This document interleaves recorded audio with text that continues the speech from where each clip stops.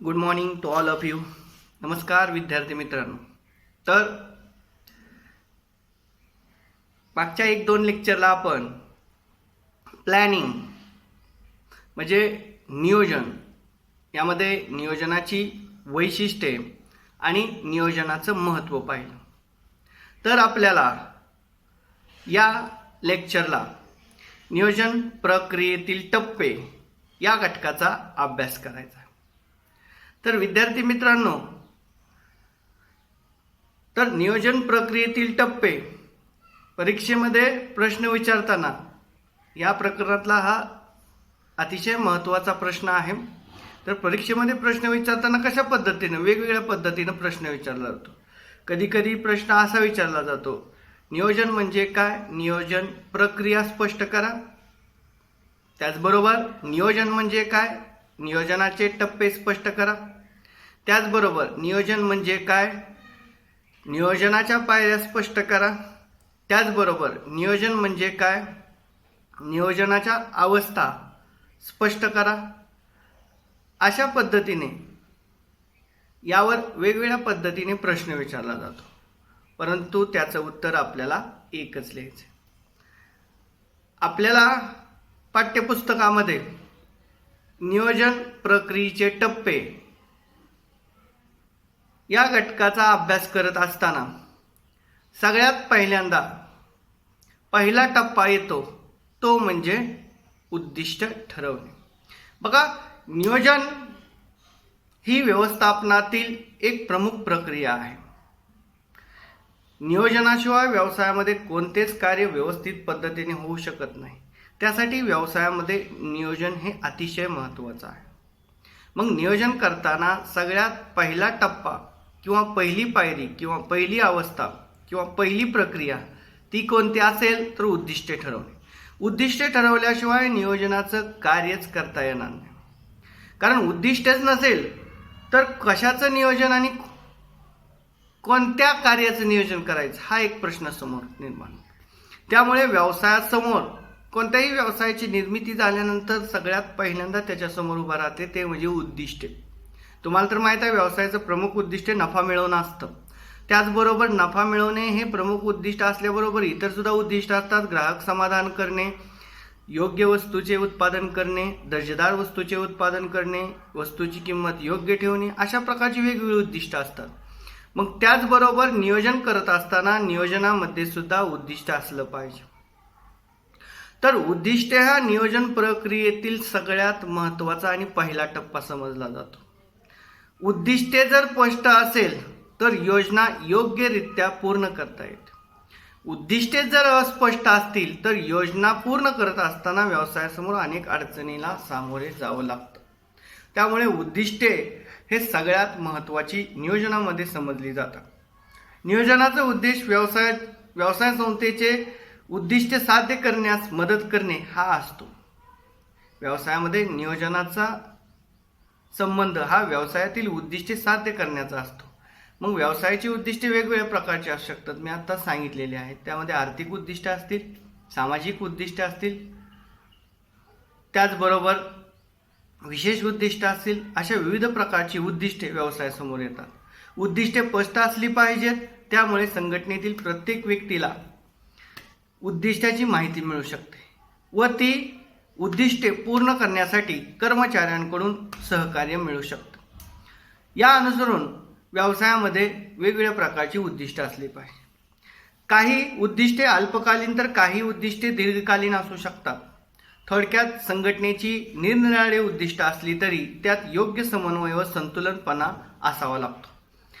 त्यासाठी योग्य नियोजन करताना प्रथम उद्दिष्ट निश्चित असली पाहिजे. उद्दिष्ट ठरवणे हा नियोजन प्रक्रियेतील पाया समजला जातो.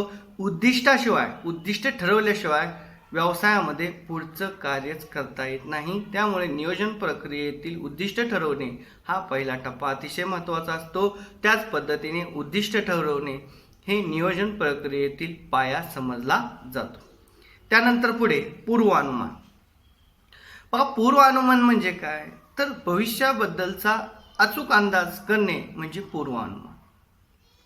बघा, यामध्ये भविष्याचा अचूक अंदाज करणे म्हणजे पूर्वानुमान. नियोजनाचा संबंध भविष्य काळाशी येत असल्याने भविष्यात काय परिस्थिती असू शकेल याविषयीचा योग्य अंदाज केल्याशिवाय योजना तयारच करता येत नाही. पण नियोजनाचा संबंधच भविष्य काळाशी आहे. म्हणजे आता आपण वर्तमान काळात नियोजन आखलं तर त्याची पूर्तता भविष्य काळात येत असते. त्यामुळे व्यवसायात नेहमी चढ उतार येत असतात. तेजी मंदी येते, त्याचा परिणाम योजनेवर होतो. त्यासाठी योजना तयार करताना भविष्यकालीन घटकाचा योग्य अंदाज करून त्या घटना घडल्यास काय करता येईल याचा विचार तयार करतेवेळी आवश्यक आहे. पूर्वानुमानामुळे मागील अनुभवाच्या आधारे आपण व्यवसायामध्ये भविष्य काळाचा निश्चित विचार करू शकतो.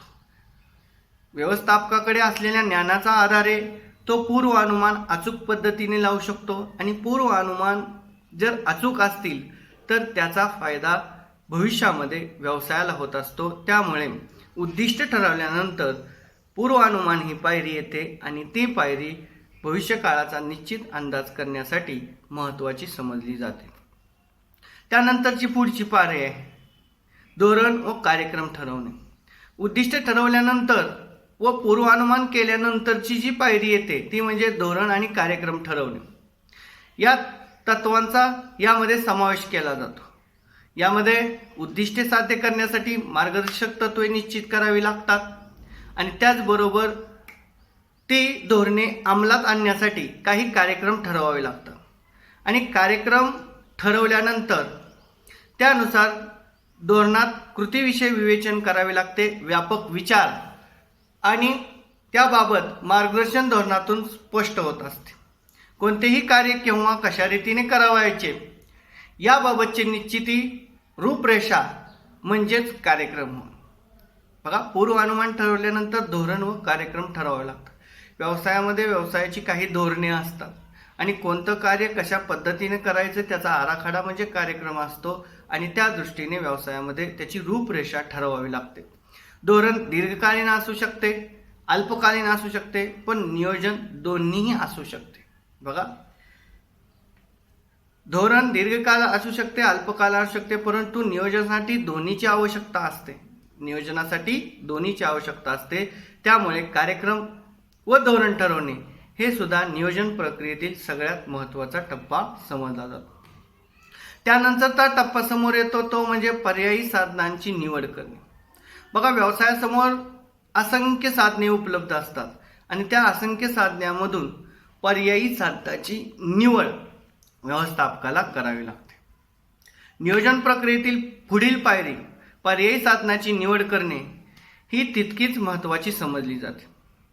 नियोजनाची अंमलबजावणी करताना अनेक उपलब्ध साधनाचा उपयोग करावा लागतो. उपलब्ध असणाऱ्या साधनांमधून सर्वोत्तम आणि अनुकूल मार्ग निर्धारित करावा लागतो. नियोजनाची उद्दिष्टे गाठण्यासाठी योग्य पर्यायाची योग्य साधनाची निवड करण्याची जबाबदारी उच्च व्यवस्थापनाची असते.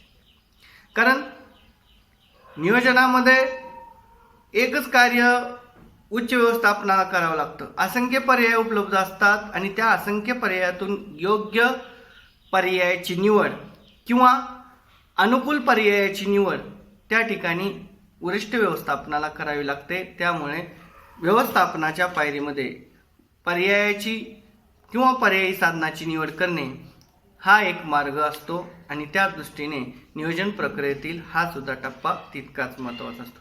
बघा, जसं की आपल्याला कोणतेही ध्येय साध्य करायचं असेल तर टप्प्याटप्प्यानं जावं लागतं. म्हणजे पायऱ्या चढताना शेवटच्या पायरीपर्यंत, पहिल्यापासून शेवटच्या पायरीपर्यंत सगळ्या पायऱ्या महत्त्वाच्या असतात. काय डायरेक्ट उडी टाकून आपण पहिल्या पायरीवरून शेवटच्या पायरीवर जाऊ शकत नाही. त्याच पद्धतीने नियोजन प्रक्रियेमध्ये सगळेच टप्पे तितकेच महत्त्वाचे समजले जातात आणि त्यानुसार व्यावसायिकाला किंवा व्यवस्थापकाला हे सर्व टप्पे पार करावे लागतात आणि नियोजनाची अंमलबजावणी करावी लागते. त्यानंतरची पुढची पायरी येते वेळापत्रक, कार्यपद्धती निश्चित करणे. वेळापत्रक व कार्यपद्धती निश्चित करणे. नियोजनात वेळापत्रकाला अत्यंत महत्त्वाचे स्थान आहे. बघा, कोणतेही नियोजन करत असताना आपण टाइम टेबल किंवा आराखडा डोळ्यासमोर ठेवून त्या पद्धतीने आपण नियोजन करत असतो. जर आपण टाइम टेबल तयार केलं नाही, वेळापत्रक तयार केलं नाही, कार्यपद्धतीची निश्चिती केली नाही तर आपल्या कार्यामध्ये गोंधळ निर्माण होतो. त्यासाठी व्यवसायामध्ये वेळापत्रक आणि कार्यपद्धत निश्चित करणे अतिशय महत्त्वाचं आहे. कारण नियोजनात वेळापत्रकाला अत्यंत महत्त्वाचं स्थान आहे. विशिष्ट कार्य नियोजित वेळेत पूर्ण करण्याची अंमलबजावणी कशा पद्धतीने करायची याची रूपरेषा म्हणजे वेळापत्रक असतं. तर वेळेनुसार कार्यक्रमाची अंमलबजावणी कशा रीतीने करायची मार्गदर्शन वेळापत्रकातून प्राप्त होते. जे काही करावायचे आहे ते वेळेनुसार क्रमवार रचना करावी लागते, त्यालाच वेळापत्रक असे म्हणतात. वेळापत्रक विशिष्ट काम किती वेळेत पूर्ण करावायचे हे सांगते, त्याचबरोबर कामाच्या प्रत्येक अवस्थेला किती वेळ लागेल स्पष्ट होते. वेळापत्रक व कार्यपद्धती यामुळे कार्यप्रवाह सतत व अखंडित सुरू राहत असतो व कामाबद्दल कोणत्याही प्रकारची अनिश्चितता राहत नाही. त्याचप्रमाणे विविध कार्यपद्धतीचा शोध घेऊन योग्य ते मूल्यमापन करून सर्वोत्तम पर्यायाची निवड करता येते. त्यासाठी व्यवसायामध्ये नियोजनाची उद्दिष्टे पूर्ण करण्यासाठी 2 किंवा अधिक कार्यपद्धतीचा एकत्रितपणे उपयोग करावा लागतो. त्यामुळे व्यवसायामध्ये वेळापत्रक व कार्यपद्धती अतिशय महत्त्वाची समजली जाते. त्यानंतरची पुढची पायरी येते ते म्हणजे क्रियांचा क्रम निश्चित करणे. ज्या पद्धतीने आपण वेगवेगळे कार्यक्रम ठरवलेले आहेत किंवा क्रिया ठरवलेल्या आहेत त्या क्रियांचा क्रम निश्चित करणं अपेक्षित आहे. योजना तयार करताना तिला व्यावहारिक स्वरूप द्यावे लागते. त्याकरता मूळ योजना व तिच्या उपयोजना यांचा क्रम निश्चित करावा लागतो. कारण क्रियांचा क्रम निश्चित केल्याशिवाय नियोजित उद्दिष्टे पूर्ण होऊ शकत नाही. प्रत्येक विभागातील विशिष्ट क्रिया वेळेवर पूर्ण झाली पाहिजे. कारण उत्पादनावर बऱ्याच वेळे एका विभागाचं दुसऱ्या विभागावर कार्य अवलंबून असतं. उदाहरणार्थ कच्च्या विभागाचं कार्य उत्पादन विभागावर अवलंबून असतं, उत्पादन विभागाचं कार्य विपणन विभागावर अवलंबून असतं, विपणन विभागाचं कार्य जाहिरात विभागावर अवलंबून असतं. अशा पद्धतीने क्रियांचा क्रम निश्चित करावा लागतो. त्याच क्रियांचा क्रम जर निश्चित करत असेल तर कोणती क्रिया पहिल्यांदा कोणती क्रिया नंतर अशा पद्धतीने क्रियांचा क्रम निश्चित होतो आणि कार्य व्यवस्थित पद्धतीनं पार पडत असतं. त्यानंतर विद्यार्थी मित्रांनो पुढचा टप्पा येतो तो म्हणजे अंदाजपत्रक. बघा अंदाजपत्रक म्हणजे काय तर थोडक्यात विशिष्ट खर्चाबाबत विशिष्ट आकडेवारीच्या स्वरूपात केलेला अंदाज म्हणजे अंदाजपत्रक. बघा अंदाजपत्रक तयार केल्यानंतर आपला अनावश्यक खर्च टाळला जातो आणि त्या अंदाजापर्यंत आपण जाऊ शकतो. त्यामुळे व्यवसायामध्ये अंदाजपत्रक तयार करणं हे महत्त्वाचं आहे. त्यालाच आपण बजेट म्हणतो. बघा भारताच्या राजकारणामध्ये ज्या पंचवार्षिक योजना असतात त्या पंचवार्षिक योजनेमध्ये सुद्धा अंदाजपत्रक तयार केलं जातं. त्याला आपण काय म्हणतो बजेट म्हणतो, फायनान्शियल बजेट. तर ते फायनान्शियल बजेट काही जण प्रत्येक वर्षाचं करतात, काही जण एका दिवसाचं करतात, काही जण वर्षाचं. जसं आपल्याला पाहिजे त्या पद्धतीनं आपण फायनान्शियल बजेट करू शकतो. परंतु सरकारचं फायनान्शियल बजेट पंचवार्षिक योजनेमध्ये जर 5 वर्षाला फायनान्शियल बजेट त्यांचं ठरत असतं. त्याचबरोबर कंपनीमध्ये 31 मार्च ते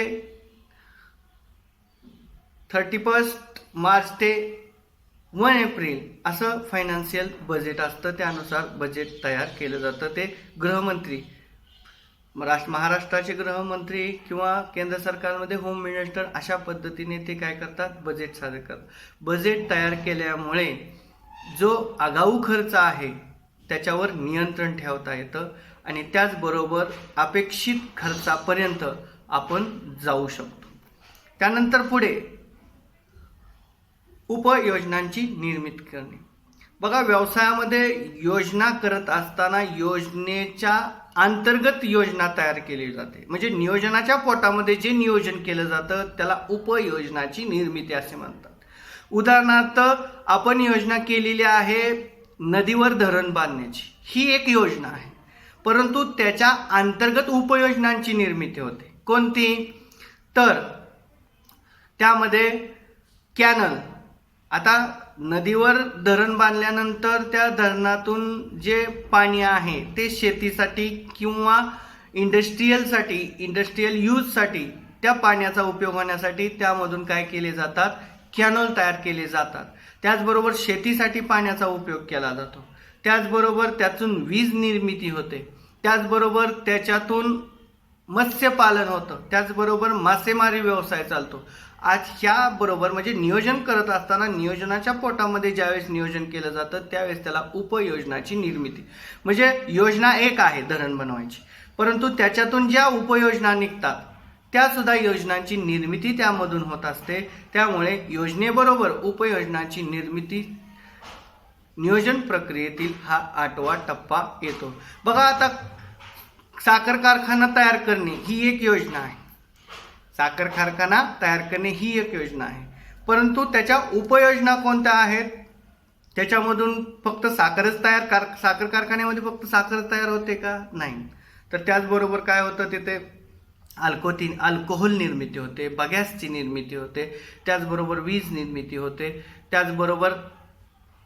त्याचबरोबर जे वेगवेगळ्या टाकाऊ पदार्थ आहेत त्याचं रूपांतर टिकाऊ पदार्थामध्ये केलं जातं.